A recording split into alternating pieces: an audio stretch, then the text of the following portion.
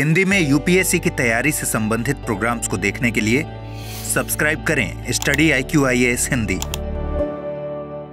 दोस्तों सोचिए, कोई एक ऐसा कदम जो पर्यावरण में सुधार लाने के लिए लाया गया हो और उसके नेगेटिव इफेक्ट्स, मतलब एक अच्छा कदम, उसके नेगेटिव इफेक्ट्स इतने ज्यादा हो जाएं कि वो नेगेटिव इफेक्ट्स भारी पड़ने लगे।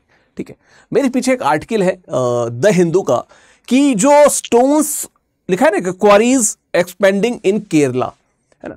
यहां पे हुआ क्या है कि जो नदियों से जो रेत होता है उसका जो व्यापार होता था उस पर रोक लगी थी 2016 में। हुआ क्या कि इसके ऑल्टरनेट के रूप में जो पत्थर की खदानें हैं वहां पे एम स्टैंड, यानी कि जो मैन्युफैक्चर्ड स्टैंड है, सैंड है, माफ कीजिएगा, उसका बहुत ज्यादा व्यापार शुरू हो गया और वो इतना ज्यादा हो गया कि वो अब पर्यावरण के लिए खतरा बन गया है। इसी पे हम विस्तार से बात करेंगे। एक बार देख लेते हैं कि चर्चा में क्यों। चर्चा में इसलिए है कि 2016 में जो प्रतिबंध लागू किया कि नदियों की रक्षा के लिए था, ठीक है, कि नदियों से जो रेतें है ना, बालू वगैरह लोग खनन किया करते थे, उसको रोक के लिए था ताकि नदी सुरक्षित रहे। उससे क्या हुआ कि पत्थर खदानों का बहुत विस्तार हुआ। अब इतना विस्तार हो गया कि बहुत से पर्यावरणीय तंत्र जो है वो नुकसान में है। ठीक है, देख लेते हैं। अच्छा, इतना बताता चले कि ये मेरा टेलीग्राम चैनल है, इंस्टाग्राम चैनल है, स्कैन करके यहीं पे जुड़ जाइए। यहीं पे PDF, यहीं पे बात, यहीं पे डिस्कशन, सब यहीं पे होगा। ठीक है, चलिए, बात किसकी मैं कर रहा था? मैं बात कर रहा था किस चीज की, कि मुद्दे की पृष्ठभूमि क्या है। तो केरल में जो नदी के रेत के खनन पे 2016 में क्या लगी थी? रोक लगी थी। ठीक है, प्रतिबंध लगा था। प्रतिबंध के बाद क्या हुआ कि एम सैंड, यानी कि जो मैन्युफैक्चर सैंड है, यानी कि जो निर्मित रेत है, उसकी मांग में तेजी से वृद्धि हुई। जो पत्थरों को फोड़ के नहीं, पत्थरों को कूच के, उसको क्रश करके उससे जो रेत बन रही है, ठीक है, क्योंकि वो तो नहीं कर सकते।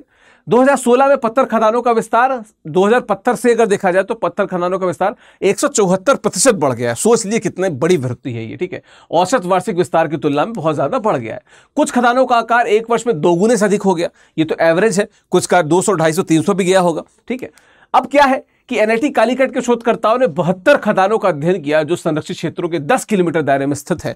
और इसमें बहुत से ऐसे क्षेत्र आएंगे जहां पे आपको लगेगा, भौगोलिक संदर्भ में जब आप देखेंगे तो पता चलेगा कि जहां पे हम पर्यावरण को बचाने की कोशिश कर रहे हैं वहां पे एक अच्छा कदम किसी नकारात्मक कदम की तरफ कैसे, या नकारात्मक इंसिडेंट की तरफ कैसे आगे बढ़ रहा है। ठीक है, जैसे प्रभावित क्षेत्र क्या है? मालाबार वन्यजीव जो अभ्यारण्य है कोझिकोड, वायनाड जिले में, इसके निकट 3 खदानें, लगभग 232% का विस्तार है ना। साइलेंट वैली राष्ट्रीय उद्यान, बड़ा नाम सुना होगा आपने इसका, जो पलक्कड़, मलप्पुरम और नीलगिरी के पास है। इसके बफर जोन में 3 खदानें आकार से दोगुनी हो गई हैं, 200% हो गई हैं। पश्चिमी घाट यानी कि वेस्टर्न घाट, जो यूनेस्को विश्व धरोहर स्थल है, जैव विविधता हॉटस्पॉट है, यहां पे भी इस पत्थर खदान का जो नकारात्मक असर है वो आया हुआ है वहां। ठीक है, चलिए थोड़ा सा देख लेते हैं कि क्या है नीतिगत पृष्ठभूमि और कारण क्या है। तो नदी रेत खनन पर प्रतिबंध क्यों लगा? हम सबको पता है, पर्यावरण क्षरण। बहुत ज्यादा रेत निकासी होगी तो नदी तंत्र जो है वो रुक नहीं पाएगा। आप सबको पता है कि नदी तंत्र बहुत ज्यादा डिपेंड करता है आसपास के, या जो तलछट के क्षेत्र होते हैं, जो अपने साथ नदी सारे पत्थरों को, बोल्टार को लेके जाती है, उन पर भी डिपेंड करता है, और उसके रास्ते पे भी डिपेंड करता है, उसके मार्ग पे भी डिपेंड करता है, हर चीज पे, है ना। तो केरल की नदियां स्वाभाविक रूप से जितनी रेत पुनः भर सकती हैं उससे अधिक रेत निकाली जा रही थी, तो कहीं ना कहीं वो और गहरा होता जा रहा था, चीजें, है ना, गहराव होता जा रहा था। Centre for water resources development and management यानी कि CWRDM के अध्ययन के अनुसार क्या था कि यह असंतुलन नदी के प्राकृतिक प्रवाह, पारिस्थितिकी तंत्र, सेवाओं और मछली पकड़ने जैसी आर्थिक गतिविधियों को बाधित कर रहा था। निश्चित तौर पे कोई नेचुरल तंत्र से छेड़छाड़ होगी तो उससे जुड़ी जो नेचुरल गतिविधियां हैं उन पे भी असर पड़ेगा। ठीक है, कानूनी नियामकरण क्या थे? पर्यावरण वन मंत्रालय द्वारा खनन के लिए पर्यावरण मंजूरी को जो अनिवार्यता बार बार लेनी थी वो लेता नहीं था, कोई खोदने चला जाता था।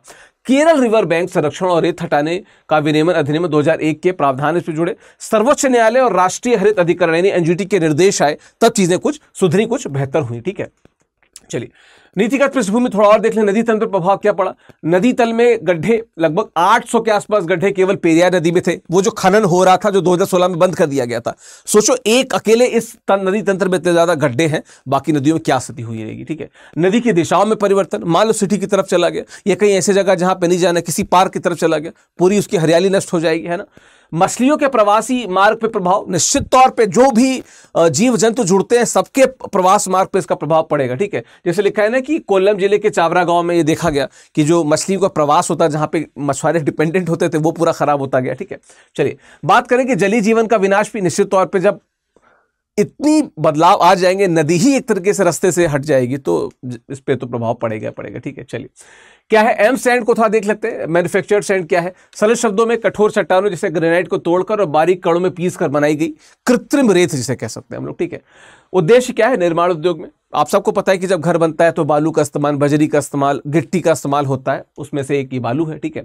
उत्पादन, पत्थर की खदानों से प्राप्त पत्थरों को क्रशिंग मशीनों में बार बार क्रश करके उनसे बालू बनाया जाता है, फिर बार बार उनको छाना जाता है। आपने उसका प्रोसेस बहुत से मूवीज में देखा होगा, ठीक है। एम सैंड के गुण क्या होते हैं? सकारात्मक पक्ष क्या है कि नदी रेत पर निर्भरता कम करता है ना, गुणवत्ता नियंत्रित हो सकती है ना, स्थानीय रूप से उपलब्ध है, ठीक है। लेकिन नकारात्मक पक्ष ज्यादा चिंताजनक है। क्यों? क्योंकि उत्पादन के लिए पत्थर खदानों का विस्तार आवश्यक है, और वो विस्तार क्या है? आप देख रहे हैं कि कितने प्रकार से जो राष्ट्रीय पार्क हैं उनकी जो हरियाली है उसको प्रभावित कर रहा है, ठीक है। अधिक ऊर्जा खपत और प्रसंस्करण की आवश्यकता हो रही है इस पे, है ना। यांत्रिक रूप से उत्पादित होने के कारण निर्माण में जल की मांग अधिक की बात हो रही है, तो पानी भी बहुत ज्यादा खर्चा हो रहा है। जो नॉर्मल जो हमारा पारिस्थितिकी तंत्र है उसमें जो अतिक्रमण हो रहा है वो तो हो ही रहा है, पानी भी बहुत ज्यादा इसमें यहाँ पे क्या हो रहा है? वेस्ट हो रहा है। और दरार की संभावना की बड़ी स्तर पे जो चट्टानें होती है उसमें दरार हो सकती है, बाद में निश्चित तौर पे उसका नुकसान भी हो सकता है, ठीक है। सामाजिक आर्थिक प्रभाव देख लेते हैं तो क्या है? ब्लू इंजस्टिस एक टर्म है, ठीक है। उसको देख लेते हैं क्या है कि तटीय क्षेत्रों में छोटे पैमाने के मछुआरों समुदायों के साथ होने वाला अन्याय, जो शायद किसी और बड़े वर्ग को हित साध रहा हो, जो ये एम सैंड है या जो इवन पहले रेत खनन होता था, इससे फायदा किसका हो रहा है? जो बड़े बड़े व्यवसायी हैं, जो बिल्डिंग वगैरह का काम करते हैं, बिल्डर्स का काम हो रहा है। पर जो मछुआरे हैं उनकी जो निश्चित तौर पे जो बेसिक नीड है, भोजन की नीड है, वो नहीं पूरी हो पा रही है। उनका व्यापार जो है, मछली व्यापार है, वो नहीं हो पा रहा है। केरल में क्या कि रेत खनन से मछली प्रवास प्रभावित, जिससे मछुआरों की आजीविका खतरे में आई। व्यापक सामाजिक जो पारिस्थितिक व्यापार संबंध है वो खराब हुआ। इनफैक्ट एक टर्म आया था बीच में, मुझे याद आता है, उसको कहते हैं रेत की ऑडिटिंग, रेत ऑडिटिंग। तो वो रेत ऑडिटिंग में ये पाया गया कि जो पहले रेत निकाली जाती थी, है ना, जिसको रोक लगा दी गई, उसकी अपेक्षा देखा जाए तो अब जो हो रहा है वो उसके डबल या ट्रिपल हो जा रही है। मतलब पहले लोग डर डर के निकाल रहे थे, फिर भी इतना ज्यादा नुकसान कर गए। अब तो कोई डर ही नहीं है, हम रेत से तो निकाल नहीं रहे, लेकिन जहां से निकाल रहे हैं वहां से 2 गुना 3 गुना निकाल रहे हैं। तो रेट ऑडिटिंग में ये चीज आई कि अब चीजें और ज्यादा बढ़ गई हैं, है ना, रोक के बावजूद, है ना, ठीक है। डॉक्टर अगर देखा जाए तो बताओ बेकर ये क्या कहते हैं कि सूक्ष्म स्तर पर रेत खनन का जटिल प्रभाव देखने को मिल रहा है। प्राकृतिक संसाधन व्यापार प्रभाव, इसका प्रभाव पड़ रहा है, और आजीविका से जुड़ी जो समस्याएं हैं उन पे निश्चित तौर पे बड़ा प्रभाव मिल रहा है। और निश्चित तौर पे जो सामाजिक पारिस्थितिकी तंत्र में असंतुलन है, जो डिसबैलेंस है, इम्बैलेंस है, वो भी देखने को मिल रहा है यहाँ पे, ठीक है। चलिए, भारत में रेत की मांग क्यों है? हम सबको पता है कि भारत में नदी और समुद्री रेत की मांग लगातार बढ़ रही है। हालांकि जो मैं अगर लेटेस्ट अपडेट आपको बताऊं तो आजकल एक पर्सपेक्टिव ये चल रहा है कि जो फ्लाई ऐश वगैरह है उसको ज्यादा प्रयोग किया जाए, उससे ईंटें भी बनाई जाए, उसका प्रयोग भी किया जाए। ऐसा हो रहा है, लेकिन अभी समय लगेगा, कम से कम 30-35 साल लगेंगे उसमें, ठीक है।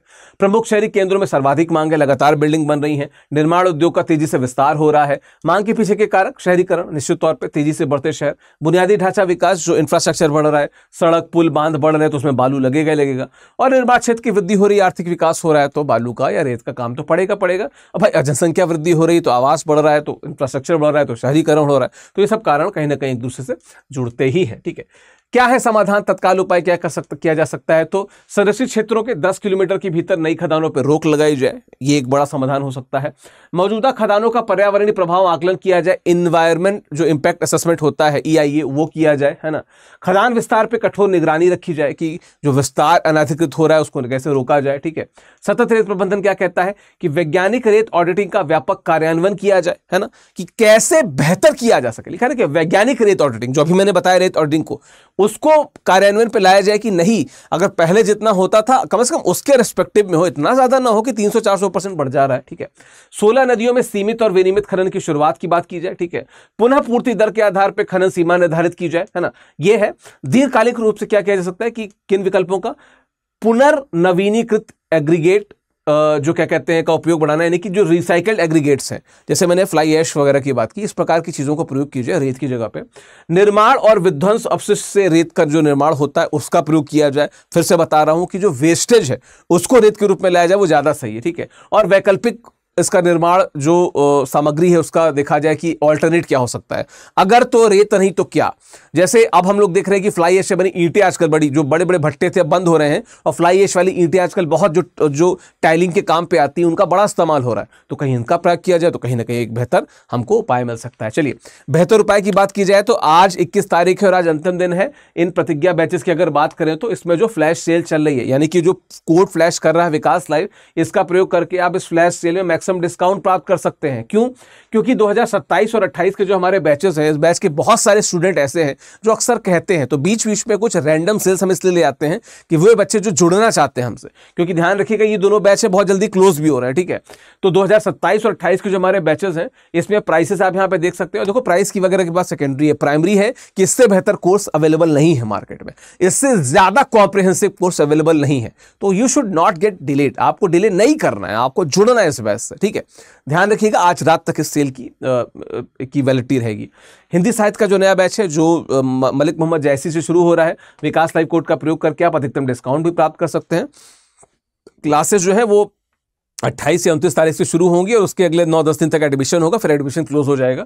तो जितने जल्दी जुड़ेंगे उतना बेहतर होगा आपके लिए, ठीक है। ओरिएंटेशन क्लास जरूर देख लीजिएगा। बाकी ये मेरा टेलीग्राम चैनल है, इंस्टाग्राम चैनल है, स्कैन करके जुड़ जाइए। एंड दिस ऑफिशियल विकास आप डालेंगे सर्च बॉक्स में तो यूपीएससी बाय विकास सिंह आएगा, जहां पे जुड़ के आप मेरे टेलीग्राम चैनल से जुड़ सकते हैं, ठीक है। तो आपका इस विषय पे क्या मानना है, क्या राय है, कमेंट बॉक्स में जरूर बताते जाइएगा कि कितने हद तक जो इस प्रकार की चीजें होती हैं जो किसी बेहतरी के लिए लाई जाती हैं, उनका जब नकारात्मक परिणाम देखने को मिलता है, तो इस पे आपकी क्या राय है, क्या विचार है, मुझे बताते जाइएगा। Thank you so very much. Thank you. Hindi में यूपीएससी की तैयारी से संबंधित प्रोग्राम्स को देखने के लिए सब्सक्राइब करें स्टडी IQ IAS हिंदी।